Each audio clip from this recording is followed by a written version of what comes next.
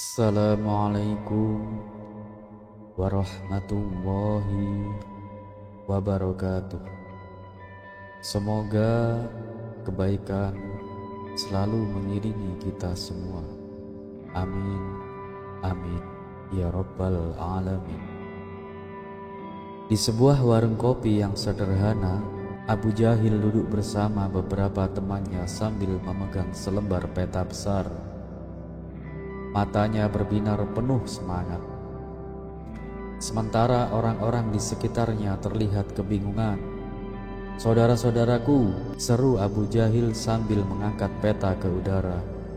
"Aku yakin bahwa bumi ini datar. Lihat saja peta ini. Tidak ada yang bulat di sini. Semua datar seperti roti pipih." Orang-orang pun mulai berbisik. Ada yang setuju, ada pula yang menahan tawa. Di sudut warung, Abu Nawas yang sedang menyeruput teh mendengar keributan itu. Ia bangkit dan berjalan mendekat. "Ada apa ini, Abu Jahil?" tanya Abu Nawas dengan senyum tenang.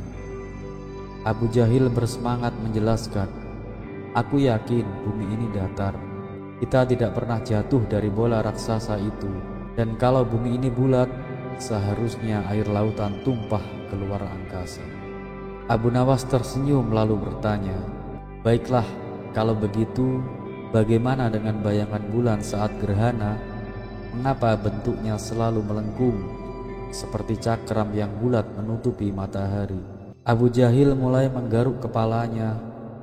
Mungkin itu karena ada sesuatu yang lain di langit, katanya ragu-ragu. Abu Nawas tersenyum lebih lebar. "Jadi menurutmu ada benda misterius di langit yang bentuknya bulat? Kenapa bukan bumi ini sendiri yang bulat?" Orang-orang di warung pun mulai tertawa kecil. Abu Jahil merasa terbojok, tetapi ia tetap mencoba berargumen. "Tapi Abu Nawas, kalau bumi ini benar-benar bulat, kenapa kita tidak pernah merasa seperti berjalan di atas bola?" "Aku merasa permukaan bumi ini datar," ujar Abu Jahil. Abu Nawas menepuk pundak Abu Jahil dengan lembut. "Wahai Abu Jahil, bumi itu begitu besar hingga lengkungannya tidak bisa kamu rasakan. Kalau kamu berjalan di atas semangka raksasa sebesar gunung, kamu juga akan merasa permukaannya datar. Tapi itu tidak mengubah kenyataan bahwa semangka itu tetap bulat." Mendengar penjelasan itu, Abu Jahil pun terdiam. Akhirnya ia mengangkat kedua tangannya dan berkata, "Baiklah Abu Nawas, aku menyerah. Kamu memang terlalu cerdik." Abu Nawas tertawa dan berkata, "Tidak perlu menyerah Abu Jahil. Ilmu itu seperti perjalanan panjang. Teruslah belajar dan jangan malu untuk bertanya. Tapi ingat, pastikan argumenmu sekuat gravitasi, bukan seperti debu yang ditiup angin." Semua orang di warung pun tertawa, dan akhirnya Abu Jahil ikut tertawa bersama mereka. Meskipun kalah debat, ia merasa mendapatkan pelajaran berharga dari Abu Nawas. Kisah selanjutnya. Suatu pagi yang cerah, Abu Jahil datang ke rumah Abu Nawas dengan wajah yang penuh kebingungan. Kali ini ia membawa sebuah buku tebal bergambar monyet, manusia purba dan monyet modern di sampulnya. "Abu Nawas," serunya dengan suara lantang, "aku ingin bertanya sesuatu yang sangat penting." Abu Nawas yang sedang menyirami tanaman di halaman menoleh dengan senyum kecil. "Ada apa Abu Jahil? Wajahmu seperti orang yang baru melihat hantu di siang bolong." Abu Jahil menepuk-nepuk buku yang dibawanya. "Aku baru saja membaca buku ini Abu Nawas. Di dalamnya tertulis bahwa manusia berasal dari monyet. Apa menurutmu itu benar?" Abu Nawas tertawa kecil lalu mengusap janggutnya. "Ah, pertanyaanmu menarik sekali. Tapi sebelum aku jawab, katakan dulu, kenapa kamu tertarik dengan hal itu? Jangan-jangan kamu merasa seperti monyet purba?" Abu Jahil merengut, "Bukan begitu, aku hanya penasaran. Kalau benar manusia berasal dari monyet, kenapa masih banyak monyet di dunia ini? Kenapa mereka tidak semua berubah menjadi manusia?" Abu Nawas tertawa lebih keras. "Itu pertanyaan bagus, Abu Jahil. Baiklah, mari kita pikirkan bersama. Jika kamu menanam biji mangga, apa yang akan tumbuh? Pohon mangga atau pohon apel?" "Tentu saja pohon mangga," jawab Abu Jahil. "Nah, begitu juga dengan evolusi. Evolusi bukan berarti semua monyet berubah menjadi manusia. Mereka hanya memiliki nenek moyang yang sama di masa lalu. Seperti pohon mangga ini berasal dari satu biji, tetapi cabangnya bisa berbeda-beda." Abu Jahil menggaruk kepalanya. "Jadi maksudmu manusia dan monyet itu seperti cabang yang berbeda dari pohon yang sama?" Abu Nawas mengangguk. "Tepat sekali. Tapi ingat, ini adalah teori ilmiah, bukan dalil agama. Dalam agama, manusia pertama adalah Nabi Adam yang diciptakan langsung oleh Allah. Jadi, jika kamu bertanya apakah manusia berasal dari monyet, jawabannya tergantung pada sudut pandangmu, ilmu pengetahuan atau agama." Abu Jahil semakin bingung. "Jadi mana yang benar, Abu Nawas? Ilmu pengetahuan atau agama?" Abu Nawas pun tersenyum bijak. "Wahai Abu Jahil, kebenaran itu seperti koin dengan dua sisi. Kadang ilmu pengetahuan membantu kita memahami ciptaan Tuhan, dan agama membantu kita memahami tujuan hidup. Jangan berpikir bahwa keduanya harus saling bertentangan. Sebaliknya, gunakan keduanya untuk menjadi manusia yang lebih baik." Abu Jahil terdiam sejenak, lalu berkata, "Tapi kenapa aku masih merasa mirip monyet? Apakah ini karena wajahku?" Abu Nawas tertawa terbahak-bahak hingga hampir jatuh dari bangku. Abu Jahil, itu bukan karena evolusi. Itu karena kamu terlalu sering memanjat pohon untuk mencuri mangga di kebun tetangga." Mendengar itu, Abu Jahil pun tersipu malu dan akhirnya ikut tertawa bersama Abu Nawas. Dan begitulah sahabat kisah kali ini. Wassalamualaikum warahmatullahi wabarakatuh.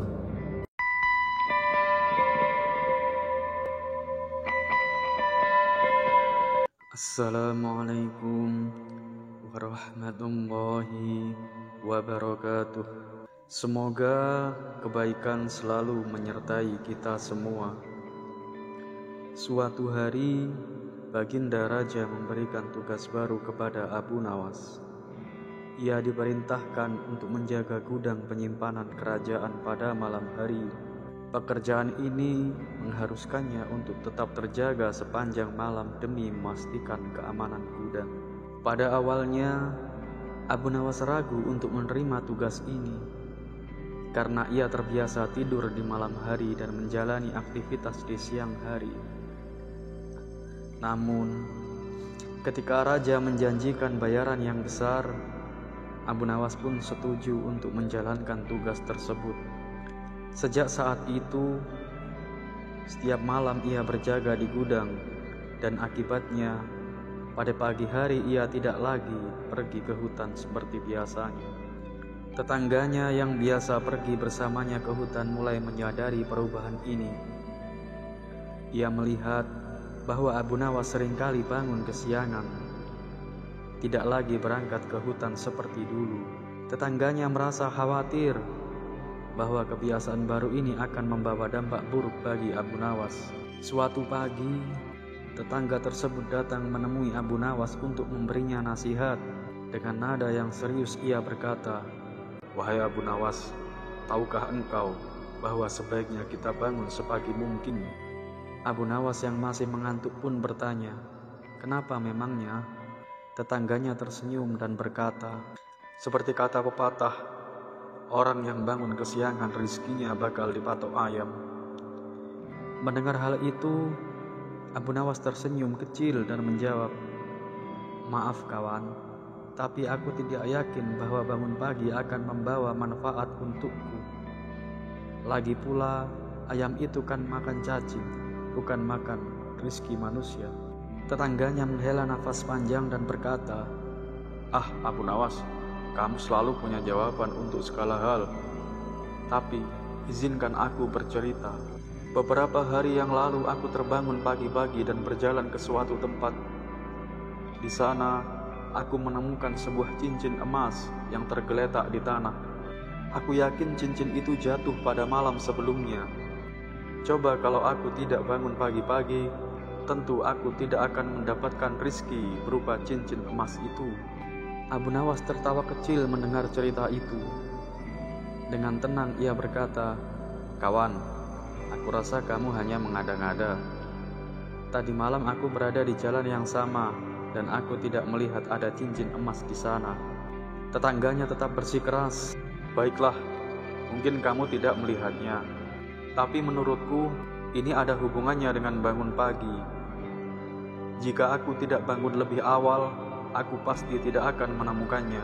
Abu Nawas tersenyum dan menggelengkan kepalanya sebelum berkata, "Coba pikir baik-baik. Orang kehilangan cincin emas itu pasti bangun jauh lebih pagi darimu untuk mencarinya." Mendengar jawaban Abu Nawas yang begitu logis, tetangganya hanya bisa terdiam. Ia tidak dapat membantah perkataan Abu Nawas. Setelah beberapa saat, ia memilih untuk pergi tanpa berkata apa-apa lagi. Sementara Abu Nawas tetap tersenyum puas. Dan begitulah sahabat kisah kali ini. Tetap lakukan yang terbaik untuk hari ini, karena setiap langkah kecil yang kau ambil akan membawamu lebih dekat pada impianmu. Jangan takut gagal, karena kegagalan hanyalah bagian dari proses menuju keberhasilan. Tetap semangat, tetap berusaha, dan jangan pernah berhenti belajar. Ingat, hari ini adalah kesempatan baru untuk menjadi lebih baik daripada hari kemarin. Fokus pada apa yang bisa kamu kendalikan. Berikan yang terbaik dan percayalah bahwa usaha tidak akan pernah mengkhianati hasil. Tetap melangkah, tetap berjuang, dan jadilah versi terbaik dari dirimu sendiri. Sekian dari saya, dan wassalamualaikum warahmatullahi wabarakatuh. Assalamualaikum warahmatullahi wabarakatuh. Semoga kebaikan selalu menyertai kita semua. Suatu hari, Baginda Raja kembali ingin menguji kecerdasan Abu Nawas. Ia memanggilnya ke istana dan memberi sebuah tantangan yang tampaknya mustahil. "Abu Nawas, aku ingin kau membawakan sesuatu yang tidak ada di dunia ini," perintah sang raja. Mendengar permintaan itu, Abu Nawas terdiam sejenak, berpikir keras. Namun, permintaan tersebut begitu aneh sehingga ia tidak tahu harus berbuat apa. "Wahai Paduka, sesuatu yang tidak ada di dunia ini, apakah Paduka yakin ingin itu?" tanya Abu Nawas meyakinkan. "Benar, aku ingin kau menemukan sesuatu yang benar-benar tidak ada di dunia ini." "Kau punya waktu 3 hari, jawab sang raja. Abu Nawas pun pamit dari istana dan mulai berpikir siang dan malam. Ia mencoba mencari jawaban, tetapi semakin dipikirkan, semakin ia bingung. Hingga hari ketiga, ia masih belum menemukan solusi. Saat bersiap-siap berangkat ke istana untuk menerima hukuman karena gagal menyelesaikan tantangan, matanya tiba-tiba tertuju pada sebuah peti tua dan lapuk di sudut rumahnya. "Dari mana peti ini berasal?" tanya Abu Nawas kepada istrinya. "Aku menemukannya di gudang.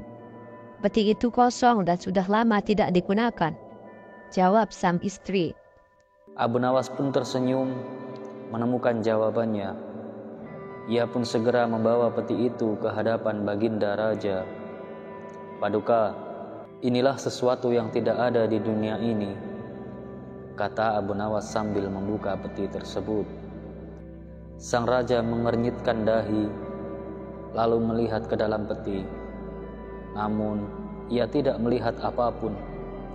"Apa maksudmu, Abu Nawas? Peti ini kosong," seru baginda raja. "Benar, Paduka.